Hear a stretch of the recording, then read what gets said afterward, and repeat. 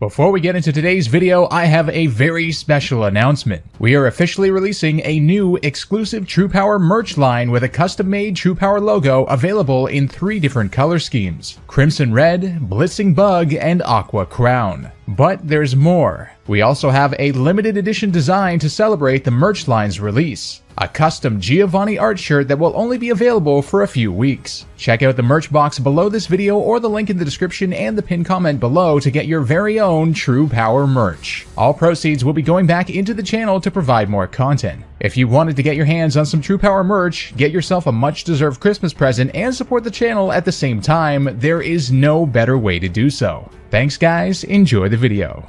The first round of the Hoenn True Power Tournament has been thrilling so far, and that trend will certainly continue today as 2 very powerful trainers get ready for battle. Last time we saw a strategic battle between Gym Leader Watson and Frontier Brain Spencer that showed just what a well-balanced team can do defensively and how finding the right time to strike can be the key to victory. Today we'll be witnessing a battle between Team Magma leader Maxie and Frontier Brain Brandon that is sure to be a showdown. Let's head to the team previews to see what each trainer is working with.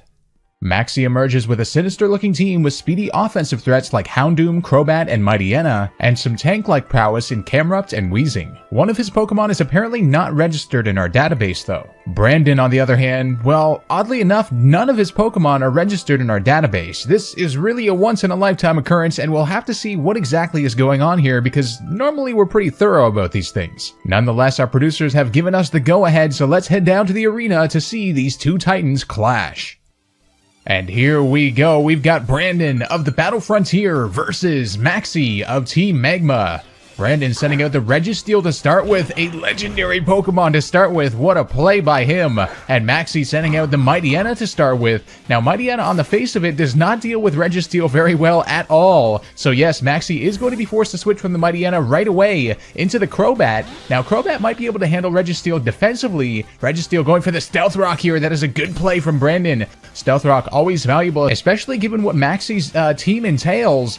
So Crobat now going for the Defog right away. Oh, Maxie, that's why he sent out the Crobat. Wants to get rid of the Stealth Rocks and knew that Brandon would likely set them up. But of course, the evasiveness on the Registeel will not be affected. It does have the Clear Body ability, and going for the Curse here. That will raise its attack and defense. So Crobat is in an even worse position here. This is very dangerous. A good play there from Brandon. Perhaps trying to scare this Crobat away, and I think that will definitely do it. Yes, Maxie switching out from the Crobat does not want to deal with a power up Registeel, that is for sure. And in comes the Camerupt. Camerupt is a fantastic counter for Registeel actually, but Brandon resetting up the Stealth Rocks, knowing he could scare that Crobat away. What a play from him. Now Brandon is going to actually withdraw from the Registeel, a good play from him, and going in to another legendary, the Moltres. Moltres deals with Camerupt relatively well, depending on what Camerupt has, but the Camerupt does have one thing, that is the Camruptite Mega Stone. Camerupt is going to Mega Evolve into Mega Camerupt. What a beast on the field there. Mega Camerupt is a very, very bulky yet powerful Pokemon, and going for the Stealth Rock of its own. What a play by Maxie there. That is a good choice, given what we've seen from Brandon's team so far. But we'll have to see. No, Camerupt does not have anything to deal with the Moltres apparently. It is going to switch out into the Crobat. Perhaps Maxie realizing he doesn't have anything to tank something like a flying move from Moltres. Yes, the Air Slash coming in on the Crobat. Crobat is defensive, but oh my word, that did a lot of damage. Moltres is very powerful, and Crobat is all of a sudden looking to be in a dangerous position. It will definitely outspeed Moltres though. Just going for the Brave Bird here, perhaps hoping for a lot of damage. It definitely will not KO something like Moltres, but let's see. It does bring it below half. The recoil damage will affect it, and Moltres able to go for the Air Slash. Now Maxie, I think, is right here. He doesn't really have anything on his team to deal with Air Slash very well. Moltres does look to have a Life Orb here, getting some damage from that thing, and now the Mightyena coming back out on the field. This thing is very powerful, but it likely will get outsped by Moltres. Unless, yes, it does have the Sucker Punch. What a good play from Maxie, because of course, the Moltres can't switch out again because Stealth Rocks will absolutely destroy it. Now, Mightyena getting a Moxie boost here, but of course, Brandon does have a lot of Pokemon to be able to just wall the absolute heck out of that thing, including, of course, his Registeel. So now Maxie's in a little bit of a difficult position here, and Mightyena is going to switch out here, but into what is the question? Going back out into the Camerupt, a very, very good counter for Registeel, as we discussed earlier. But now the Stealth Rock Rocks are up, and Registeel going for the Toxic. Oh, Brandon with a beautiful prediction there, knowing that Maxie would want to switch back into this Camerupt as soon as possible, and of course getting that timer on it immediately, so now Camerupt will take more damage each turn, and Registeel is all of a sudden back at full health, whereas Camerupt is taking a little bit of damage here. So gonna have to see what Brandon wants to do on this turn, though. He does not want to take something from a Mega Camerupt, that is for sure. Going into Regirock now, another legendary. This team is stacked with legendaries, that's for sure. Camerupt now going for Fire Blast. Now that will be resisted on the Regirock. Yeah, Regirock absolutely eating that up, even from a Mega Camerupt. Man, oh man, I think that might be an Assault Vest variant that Brandon has there. Brandon now withdrawing the Regirock, realizing he doesn't want to take, oh, a ground move, and going into yet another legendary, the Articuno, which will get hurt by the Stealth Rocks a lot, though, is the problem. But this might have been an amazing prediction if, yes, the Camerupt went for Earth Power. Oh, so Toxic stalling the Camerupt a little bit with his switches. This is a really, really good play. Problem being, Articuno can now not really switch out unless it wants to take another half damage from the Stealth Rocks. Let's see. No, it's just going to go straight for the Ice Beam. Will that be enough, though, on Camerupt? Let's see. No, Camerupt absolutely eating that up, going for the Fire Blast on the Articuno. That should be the end of it. Oh, man. Another legendary has been down. The Articuno going down this time, but Camerupt is poisoned. Oh, it does go down to the poison, so Brandon perhaps realizing he just wanted to take down that Mega Camerupt somehow, and the Articuno seemed to be the only safe way. Now Regice going out on the field here, and Mightyena coming out against it. It'll be interesting to see if Mightyena has a way to deal with Regice here. Getting hurt by the Stealth Rocks are both parties, both very crucial moves, and Mightyena does have the Iron Tail. Oh!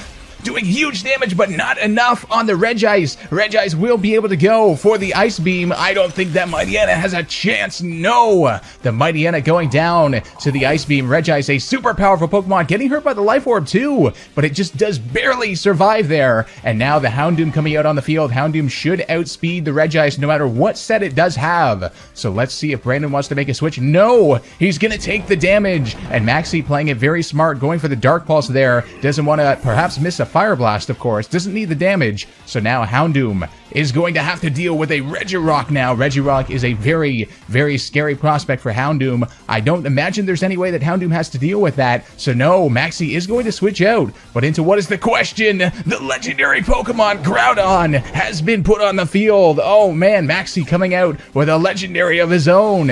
And it is going to start up the drought as well, which does help Maxie's team quite a lot. But whoa! Brandon going for the explosion on the Regirock. Are you kidding me?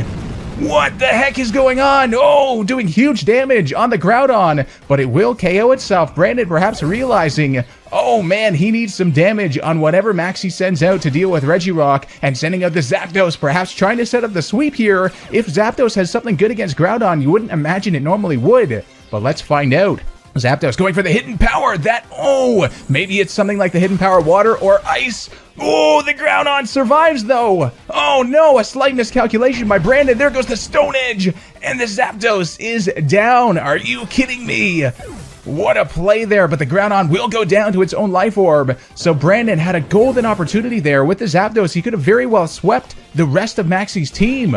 But the Groudon, way too powerful, way too beastly, and now the Houndoom coming out against the Registeel in the sun as well. I don't think there's a chance for that Registeel if Houndoom is able to get off. A Fire Blast, here it comes, yes, let's see, Registeel going down to the Fire Blast. Houndoom, way too powerful in the sun. Maxie pulling off the battle with a very weak Houndoom and a Wheezing in the back, taking the battle 2-0 over Brandon. Brandon almost had the sweep set up with the Zapdos, but a slight miscalculation costed him the battle against that Groudon. Man, oh man, what a battle that was. Maxie will be moving to the next round.